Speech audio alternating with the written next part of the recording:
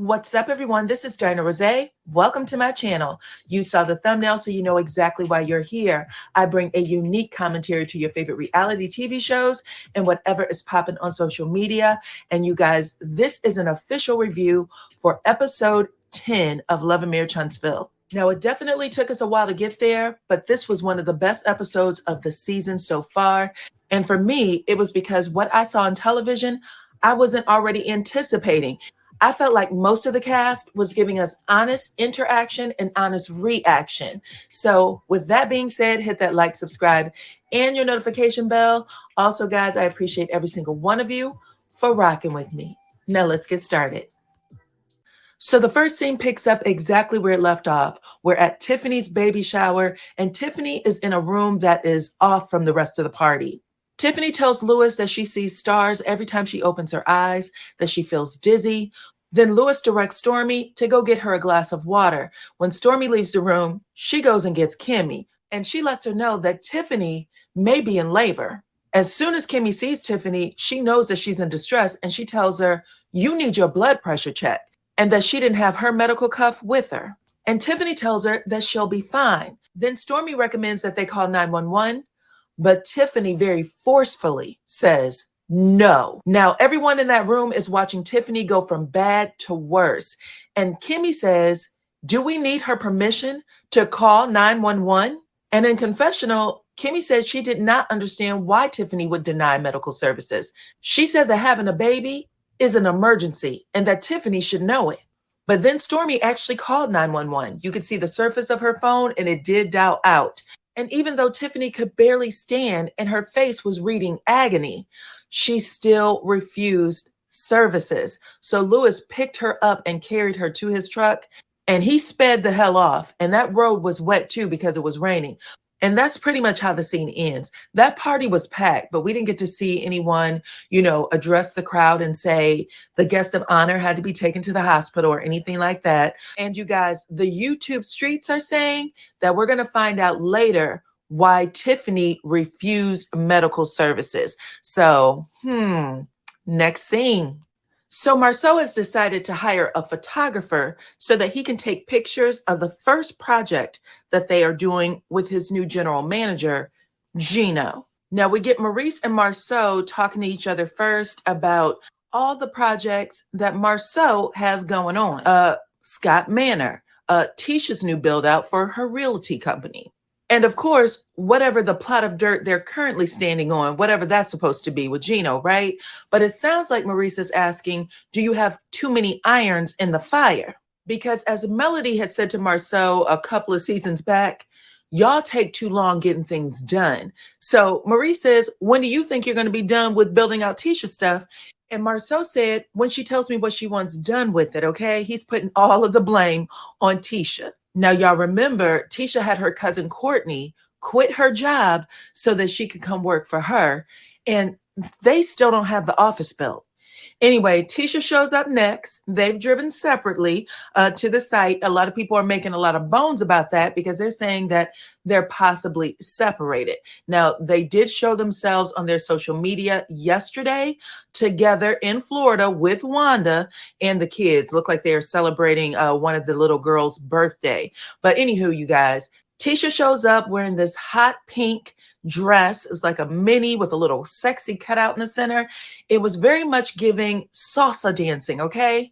Now, when Marceau first sees her, he's a little startled. He's like, "Hey, baby girl," and then goes into a whole spiel. We were talking about you and building out the office. And then they give each other a side hug. And my first thought was, Tisha's dressing like she got something to prove to Marceau, because typically women don't show up to groundbreakings for construction dressed the way Tisha's dressed. And I've seen pictures of Tisha on the Sculpt website, and it's the complete opposite of how she came dressed for this photo. Anyway, Tisha said that her and Gino got off on the wrong foot when Marceau first told her about him because Marceau booted her out of the office, right?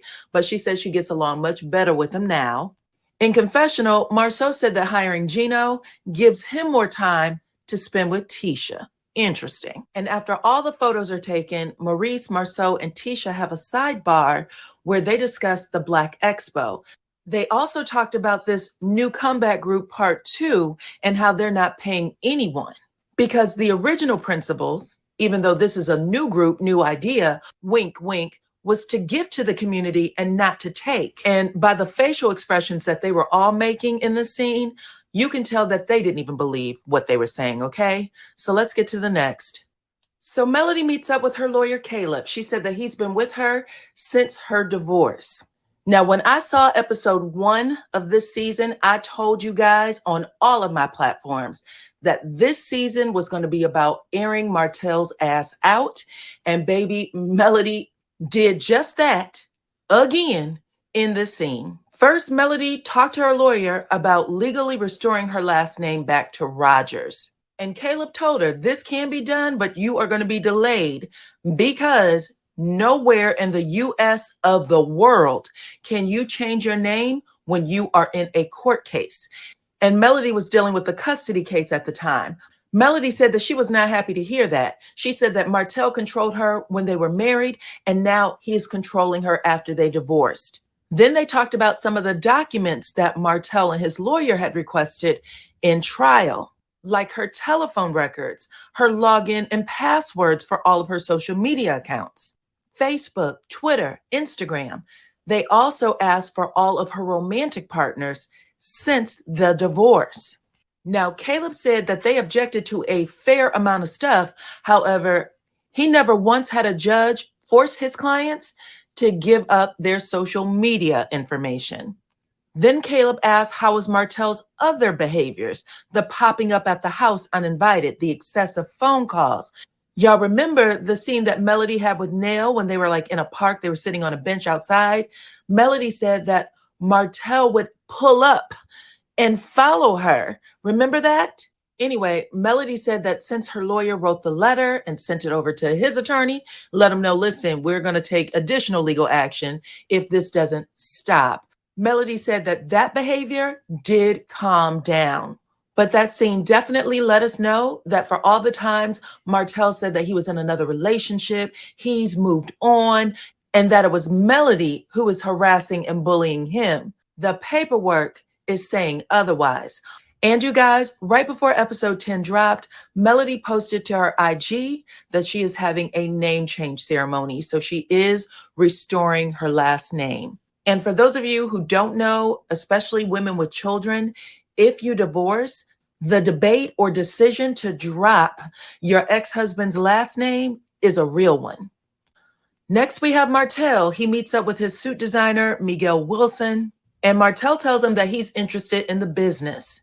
Miguel tells him that he's happy to help, but he needs to find out what's going to be his niche. Like, for instance, Miguel's things is designing wedding suits for men. So Miguel suggests that Martell think about double-breasted suits with a gold button. He said that that could be a signature, and Martell seems to like it.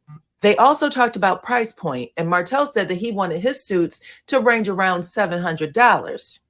Then Miguel said that he wanted to carve out a space in his store for other Black designers, and Martell's brand was going to be the first one on deck. And it looks like Miguel's going to handle all of the back work for Martell. So he's going to give him samples and designs of the suit. He also said that it was going to take about $100,000 to get it launched, and that Martell could premiere his suit at Miguel's fashion show, which is a big deal in DC, sells out every single time. So he even gave him a platform to launch. In confessional, Martell said that things were going well for him and that he was even about to get his Inez wine into stores. Now, you guys, let me know what y'all think about all of this in the comments. Next up, we have Tiffany and Lewis. Tiffany is laying in the bed. She's still got a computer open, doing a little work, and she's drinking water. The episode that she suffered when she was at her baby shower, the headache, the dizziness, the seeing stars, apparently that was all due to low blood pressure, not getting enough rest, and not drinking enough water. And low blood pressure, you guys, can be fatal to the baby. But Tiffany seemed to make very light of it. She said, I am getting enough rest. I'm drinking my water now.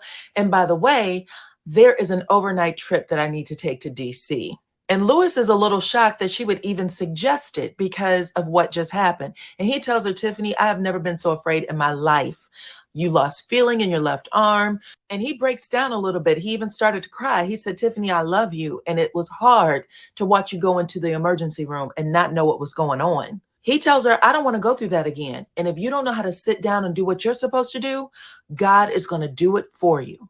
Then they switched gears and talked about the conversation that Lewis had with Marceau and Martell. Now, if you guys don't remember, I believe it was season 3, Marceau alluded that Lewis was a BAN because he pillow talked with Tiffany. And the audacity, because we all know that Marceau does the same with Tisha.